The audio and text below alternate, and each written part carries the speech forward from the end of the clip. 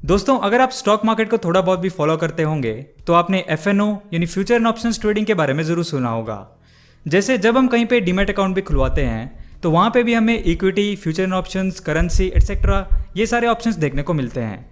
And बहुत सारे लोगों को एफएनओ के बारे में जानकारी नहीं है कि ये कॉन्सेप्ट कैसे वर्क करता है और इक्विटी ट्रेडिंग एंड इसमें क्या डिफरेंस है। तो हेलो गाइज, आप देख रहे हैं बेसिक ज्ञान और आज की वीडियो में हम बात करने वाले हैं future and options and equity trading के बीच डिफरेंस के बारे में और इन दोनों में से बेटर कौन सा है। दोस्तों, आपसे रिक्वेस्ट है कि वीडियो को शुरू से लेकर लास्ट तक जरूर देखिएगा। अगर आपने कोई भी चीज़ मिस कर दी तो आप इस पूरे कॉन्सेप्ट को अच्छे से नहीं समझ पाएंगे। तो बिल्कुल बेसिक से स्टार्ट करें तो एनएससी यानी नेशनल स्टॉक एक्सचेंज के दो सेगमेंट्स हैं। कैश सेगमेंट जिसमें हमारा आता है इक्विटी एंड डेरिवेटिव्स जिसमें आते हैं stock derivatives and currency derivatives. Stock derivatives में फर्दर आता है फ्यूचर एंड ऑप्शंस।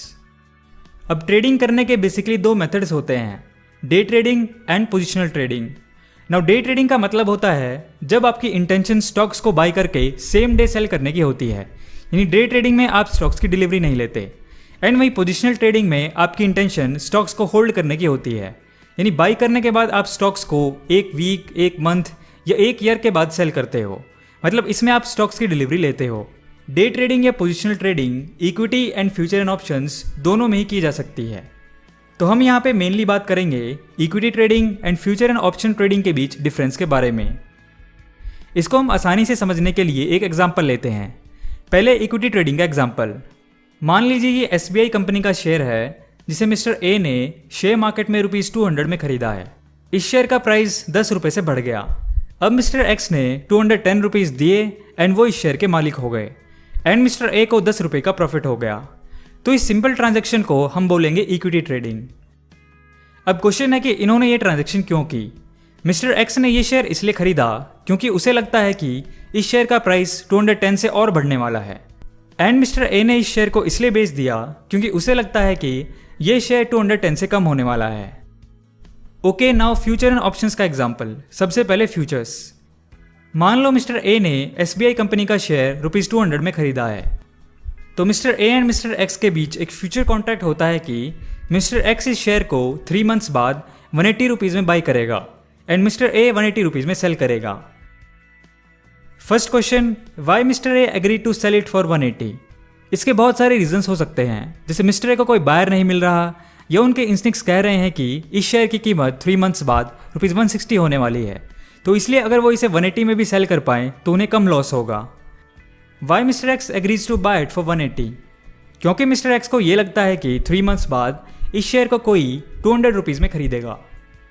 अब ये तो हमारा हो गया फ्यूचर्स। अब आगे इसमें आता है ऑप्शन। सेम एग्जाम्पल में मान लो मिस्टर एक्स एक स्मॉल अमाउंट मिस्टर ए को टोकन के रूप में देते हैं, लेट्स से ₹20, ताकि मिस्टर ए वो शेयर अगले 3 महीने तक किसी और को सेल ना करें।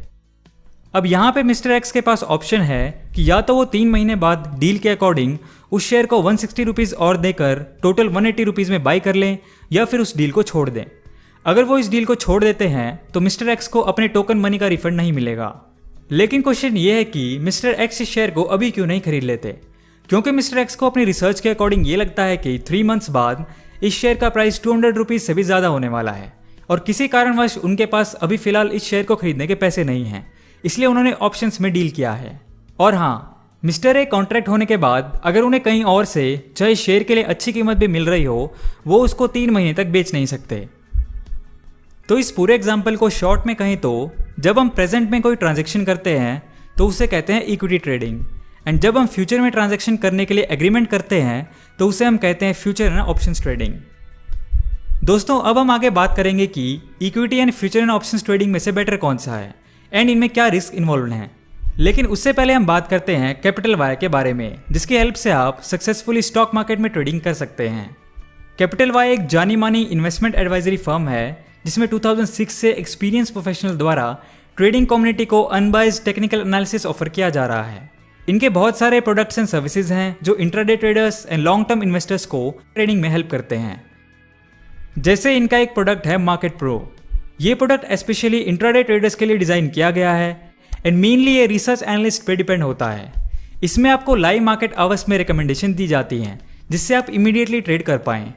चाहे आप cash segment, future options, commodity या फॉरेक्स में ट्रेड करते हो, इसमें आपको इन सभी फाइनेंशियल इंस्ट्रूमेंट के लिए रिकमेंडेशन दी जाती है। इसी तरह से इनके और भी कई प्रोडक्ट्स हैं जैसे मार्केट न्यूरॉन, टेक्निक एंड क्वांटिक। इन सभी प्रोडक्ट लाइन का अपना different objective, technology and mode of delivery है। तो अगर आपको ट्रेडिंग या इन्वेस्टिंग में डिफिकल्टी होती है तो आप कैपिटल वाई को विजिट कर सकते हैं। इसका लिंक आपको डिस्क्रिप्शन एंड कमेंट बॉक्स में मिल जाएगा। अब बात करते हैं इक्विटी एंड एफएनओ के एडवांटेजेस एंड लिमिटेशंस के बारे में। इक्विटी मार्केट में आप सिर्फ एक शेयर भी खरीद सकते हैं, उसमें कोई मिनिमम लिमिट नहीं होती है।